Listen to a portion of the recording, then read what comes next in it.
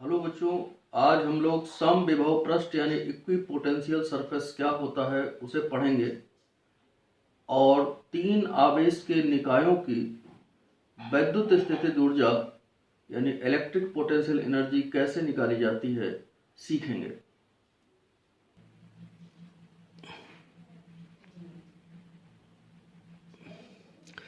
तो सम विभव पृष्ठ यानी इक्विपोटेंशियल सरफेस क्या होता है?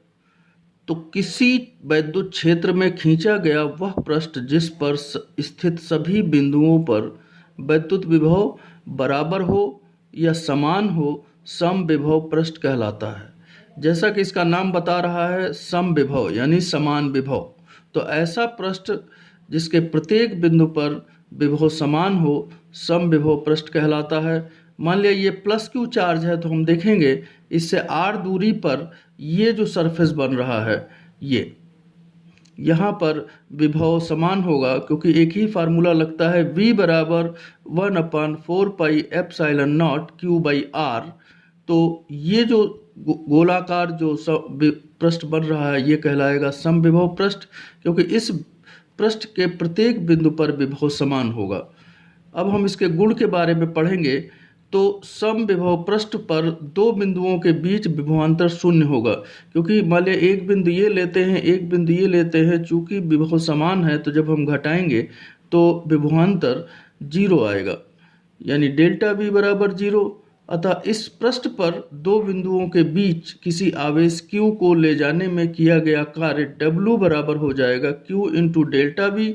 चूंकि डेल्टा V यानी विभवांतर जीरो है, तो जब हम इसे रखेंगे तो ये शून्य आएगा।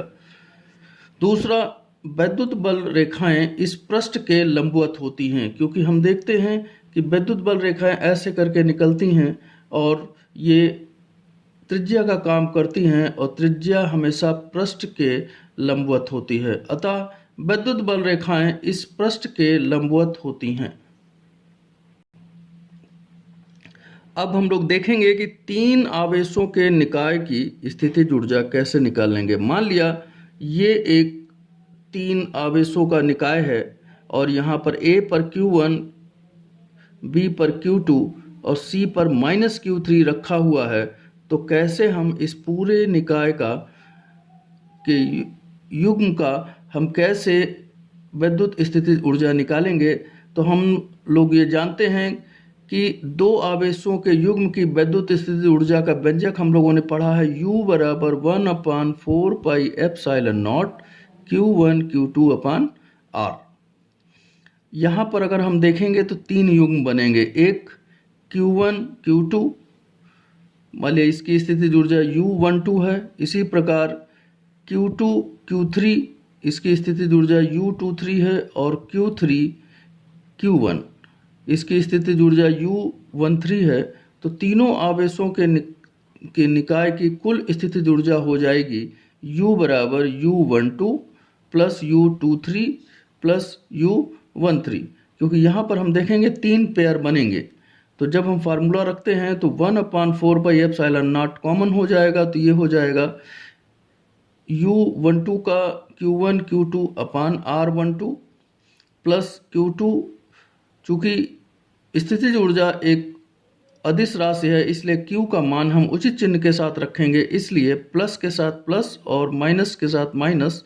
तो ये हो गया -Q3/R23 यानी दूरी, प्लस Q1 और -Q3/R13। ठीक, आवेश यहाँ पर हम आवेश का मान उचित चिन्ह के साथ रख रहे हैं। अब हम इस पर आधारित एक अंकित प्रश्न करेंगे कि दिए गए निकाय की कुल वैद्युत स्थितिज ऊर्जा ज्ञात करो, जहां पर Q1 प्लस Q है, Q2 प्लस Q है और Q3 माइनस Q है, और AB के बीच की दूरी A और AC के बीच की दूरी 2A और BC के बीच की दूरी 2A है। तो U12 यानी इस 1 और 2, Q1 और Q2, इस निकाय की स्थितिज ऊर्जा अगर U12 है तो ये हो जाएगा 1/4 pi epsilon not Q1 Q2 बीच की दूरी यानी AB। इसी तरह से जो दूसरा पेयर बनेगा U23। तो Q2 Q3 के निकाय की जो स्थितिज ऊर्जा है वो वैद्युत स्थितिज ऊर्जा अगर U23 है तो ये हो जाएगा 1/4πε0 Q2 Q3 अपान BC, बीच की दूरी BC। और इसी प्रकार जो तीसरा पेयर बनेगा वो है Q3 और Q1। तो अगर इसकी स्थिति ऊर्जा U31 है तो ये हो जाएगा 1/4πε0 Q3 Q1 अपान CA।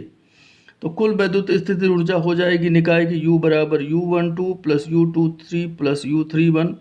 तो U बराबर 1/4πε0 कॉमन आ जाएगा, तो अंदर बचेगा Q into Q upon A, Q into minus Q upon 2A plus minus Q into Q upon 2A, क्योंकि हम आवेश का मान इसमें उचित चिन्ह के साथ रखेंगे।